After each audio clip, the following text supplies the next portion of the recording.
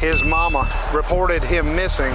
I popped the trunk, saw there's a dead body in the trunk. So are you sure mom's not in there? We're already in, so we're gonna find out. So you're gonna tell me you didn't know mom was in there? Now I got a whole bigger issue. Most police stops are usually pretty straightforward and simple, but what happens when a simple stop leads to one of the most shocking discoveries ever encountered? Explain to me what that device is in the back of your car that looks like a bomb. There's a fucking bomb in the back of that car. From finding a human head in a bucket. dude, it is. That's why you don't write it.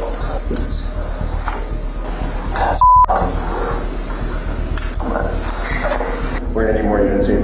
To arresting a cartel leader during a random traffic stop. I'll have you come out here real quick. Any pistoles in the car? No.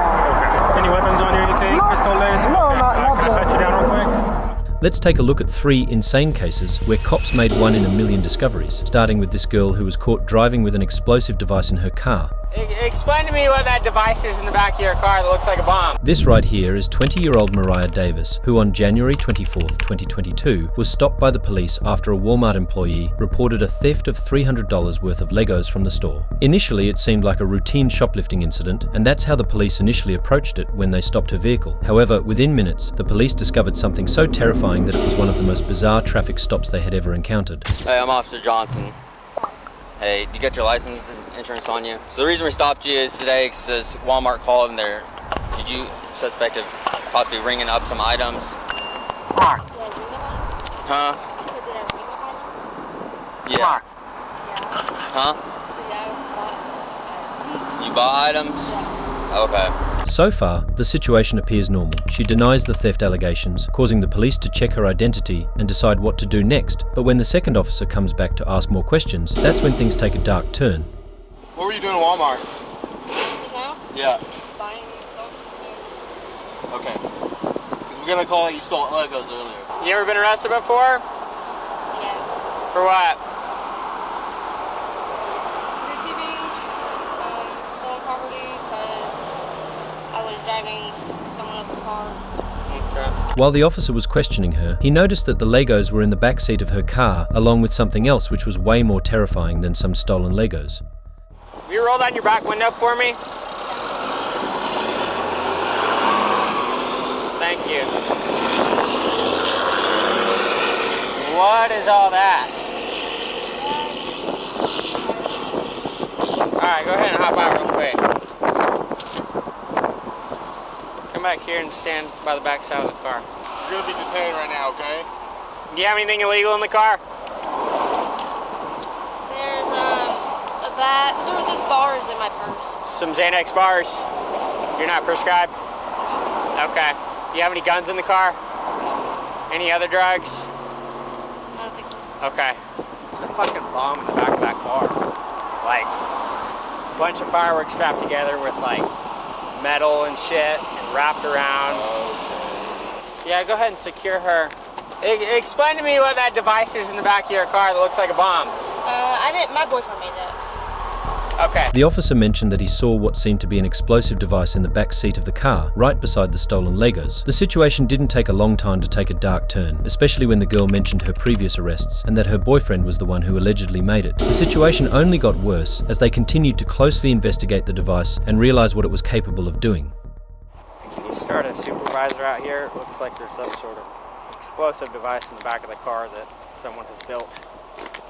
It's got like 4 big ass fireworks, and there's like big old screws and shit all within that, and then it's wrapped, got like a bunch of stuff wrapped around it. I mean, I don't think it's gonna go off. How big is it? It's sketchy. It's like this big. It's definitely made to cause some damage when it goes off. Yeah. God, yeah, if she would have somehow like leaned back there and lit that thing, it would have been really bad. Yeah. But I couldn't see in the back window because the tent's so dark. Yeah. And I said roll it down, and then I was like, what the fuck is that? You're gonna block this light Yeah, until we'll keep somebody that. else gets here? Yeah, Did you say an explosive device? yeah, it's like a bunch of, it looks like TNT. She said her boyfriend built it. I'll keep this light blocked. All right.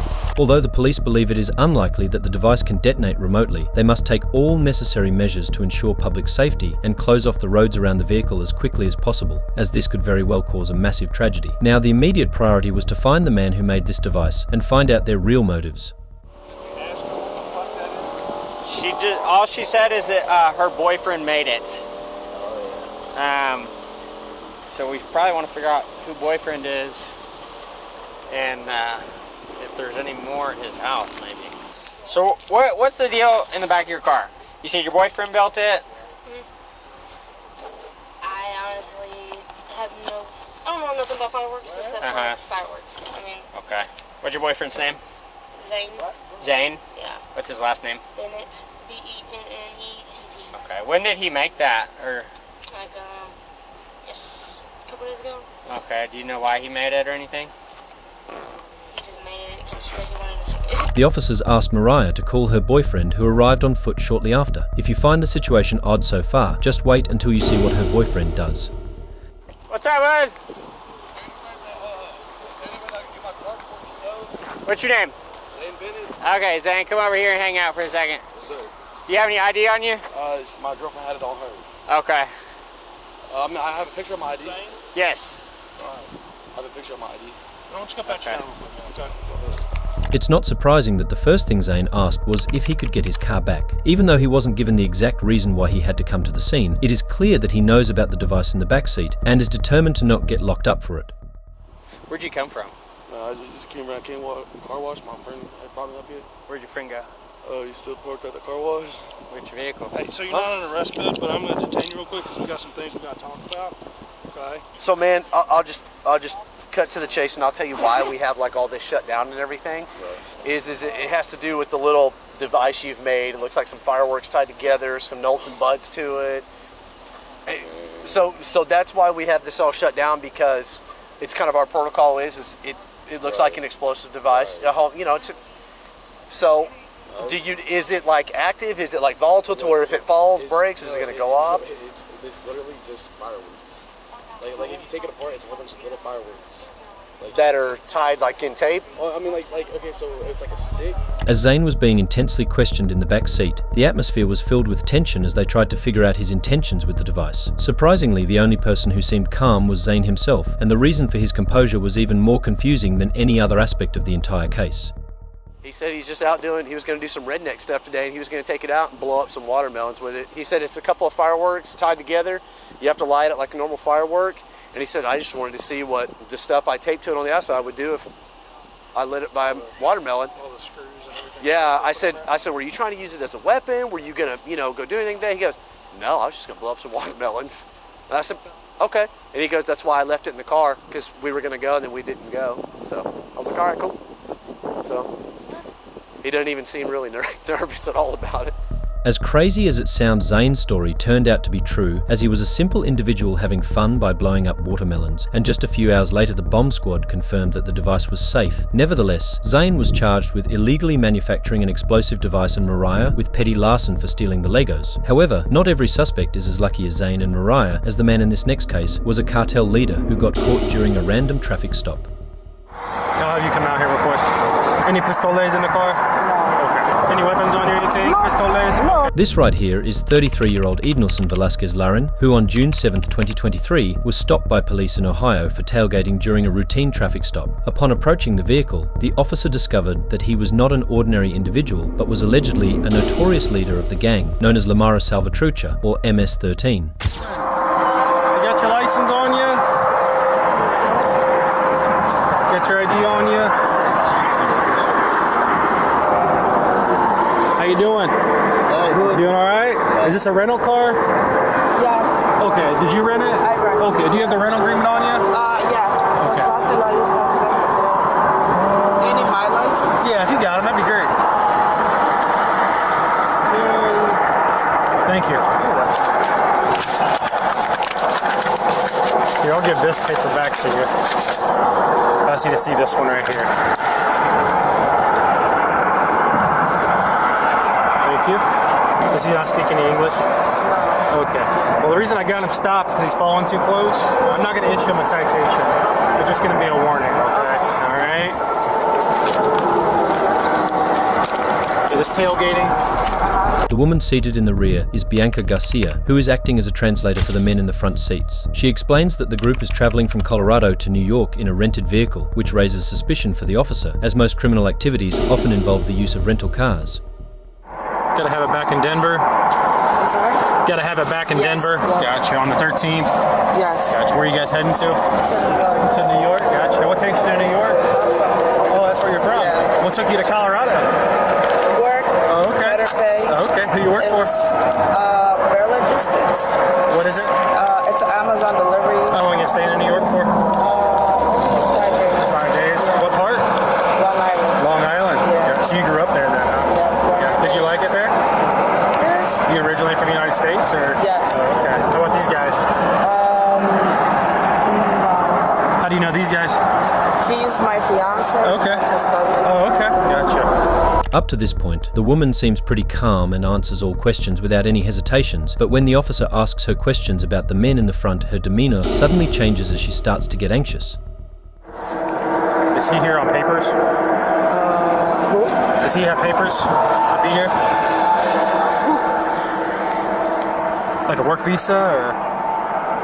¿Tiene alguna visa? ¿Visa para trabajar? No. No? Okay. Alright. Yep.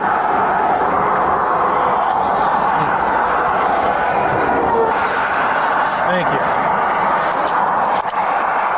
El Salvador. Okay, gotcha. Alright, I'm not going to issue a citation or anything like that, alright? I'm just going to run your information, make sure there's no wants and warrants, make sure you guys are allowed to get you out of here, okay? Alright, thank you. After submitting his documents to the officer proceeded to inspect them, only to realize that these were not typical Amazon delivery drivers. When the officer returned, he was joined by a border patrol agent who requested both Velasquez Larin and the driver to step out of the vehicle. This agent wants to speak to you, he's going to have you step out, okay?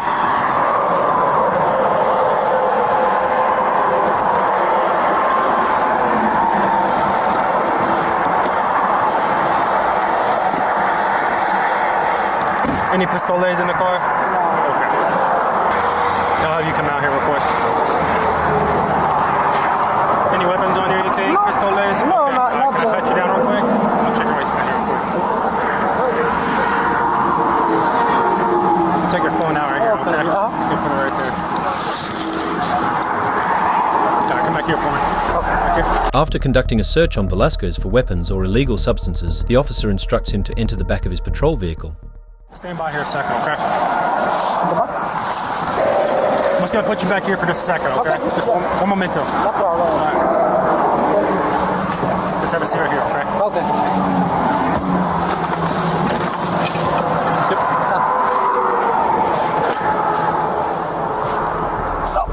After arresting Velasquez Larin, it was later found that he and 23 other suspected gang members were involved in multiple senseless acts of violence in the name of loyalty to their gang. Velasquez Larin, in particular, is accused of ordering the murders of rival gang members, trafficking illegal substances, and money laundering. Larin was recently in a federal court in Ohio and is currently awaiting extradition to New York. If you thought these cops were lucky, then you haven't seen this next case where these cops pulled over a guy who was wanted for murder for nearly 3 decades during a routine traffic stop.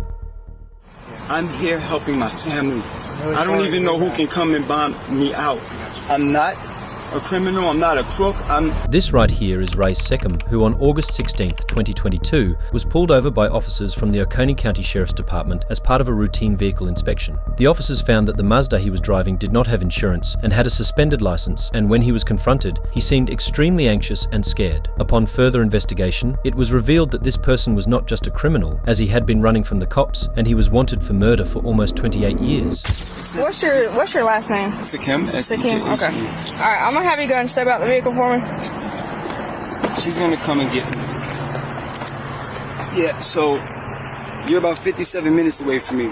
I was almost at the hospital. Okay. Take this off for me. Send me what the information you put in your GPS, because that way I didn't go. The same thing. I don't know the name of this place right here. We'll get it figured out. We'll text it to you. It's Prince Avenue. It's All right, Prince so Avenue. here's what's going to happen, Sakim, okay? Unfortunately, I'm going to have to place you into custody today, okay? You're going to have to go down to jail. Oh, no. You got to get booked in. They're going to take your fingerprints and picture, and you'll get a bond. but because you're driving on a suspended license, you got to go down to jail. Sir, I did not know. I have children, I have a sick uncle, and I run the household. I got you. No, I really do. You don't have a choice at this time. Please so we're placing you put under arrest. Go ahead and turn around and put your hands behind your back, please. Please put Auntie on the Put your hands phone. behind your back. Who set the phone up on the car? When the deputies notified Seckham that he was being detained for not having valid insurance, this caused a sudden shift in his demeanour. From that point on, he seemed to behave in a suspicious manner around the officers. While it is understandable to feel nervous and uneasy in such a situation, the officers found the level of Seckham's anxiety to be unusual. They put me under arrest right now. I don't know. For driving with suspended license? Driving with suspended license. I didn't know. And it's not even showing. Unfortunately, the law is different here in Georgia than it is in South Carolina. If you have a suspended license, you have to go down to the jail and get booked in. Oh, but sir, can you speak to my aunt? She has. We're on speakerphone. She can hear us right now. Yeah. No, please speak to her. Yeah. Please speak to her. I'm the only one that can help with my uncle that's sick in ICU right now. I'm sorry about that. Unfortunately, your son. Please, sir. You're driving a car without valid insurance. My son. You got that taken care of. You're already driving a car without valid insurance. I won't drive. Registration. My cousin. You can't trust you not to drive. No, I swear to you, I'll walk away from my car. So we're gonna walk you back to this other car. Please, sir. We're gonna walk you to my partner's car. Come on, sir. Come on. Please, my aunt is old. She's 80 years old. Sir, please. Do you have anything on I you will that's not. gonna poke I swear, you stickers can. at me? Please check me. Okay. Please check everything on me. I'm gonna search you incident to arrest. See where it says emergency 911? Yeah. Face towards that for me. Okay, sir. Separate your feet out Okay, for me sir. a little bit. Nothing in your pockets, right? Sir, please. What all do you need out of your car? Sir, I have a child at the house that they cannot take care of. What all do you need out of your car? Sir, I beg you. I beg of y'all. I will not touch my car. You can take my keys out. Seckham's only offence is driving without the required insurance and licence, which is a relatively minor violation. Usually this would result in a small penalty and a temporary driving suspension, and the situation can be handled. However, despite the officers' efforts to calm him down, Seckham still remains anxious and unresponsive to the officers' orders, leading them to become suspicious of his behaviour. Sir, I do for my entire family. Okay. Well, do you know? I don't have a choice here, man. I'm telling you. I told you I was not going to get in my car. We I don't swear have to a you, choice. I wasn't going to get in my You have a car. suspended license. You're driving a car without insurance. You've got that taken care of. I've been doing it every you got day. Suspended registration. So you have to go down to the jail and get booked in. Just take your photograph. They're going to take your fingerprints. They'll give you a bond amount. You can bond out, and then you can get on the way up to the hospital. But you can't drive. Sir, So have a seat for me, please. All right, may I speak after you? Have a seat for me. Are you going to sit down and then I'll listen to you? Okay, so what do you want to tell me? On everything, my aunt just had a stroke. My uncle just had a stroke 2.5 weeks ago. I'm here helping my family. I don't even know who can come and bond me out. I don't even know who can come and bond me out. I'm not a criminal. I'm not a crook. I look how old I am. Did you get a ticket or something? I didn't get take care of it. I don't. Why would they suspend your license in South Carolina? Seckham continues to be unresponsive and is becoming more anxious. He repeatedly begs the officers and attempts to present himself as a responsible family man, using every possible excuse to get himself out of being booked, as this would reveal the dark secret that he's been hiding for nearly 3 decades. I just found out speaking to the deputy. Yeah. I just found out that maybe when we had a car that I had that got repossessed, that I didn't take my name off of it. Okay. I wouldn't imagine that they'd suspend you for a repossession. But that's what I'm saying. I don't. But it's no information's coming up. I won't drive. I'll have my cousin. Can you slide your legs in for us? You're not going to speak to me? No, unfortunately, I told you. I've already explained my position to you. Oh, this hurts. I don't have a choice. Sir,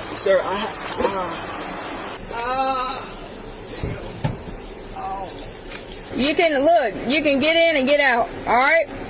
I can get in and get out? Yeah, like they'll book you in. If you have somebody that can bond you out, you have a preset bond, so you can bond out of jail. You don't have to wait to see a judge. Now, how much is that? I'm not quite sure. They'll give it to you when we get there, okay? We'll work with you, alright? We'll try to get you out as quick as possible. My uncle is sick. Alright, well the quicker we get to jail, the quicker you can get out, okay? The officers are being extremely kind to Seckham and assuring him that the situation is not serious and he will probably be released by the end of the day. However, this didn't turn out to be the case, as Seckham was brought to the police station for processing, and during fingerprinting, it was discovered that he was actually Muhammad El Amin, not the name he had provided. In 1994, Muhammad allegedly shot and killed a man at a train station before disappearing. a minor traffic violation ultimately brought an end to a 3-decade search for him. Mohammed was charged with murder, felony murder, and aggravated assault with a deadly weapon.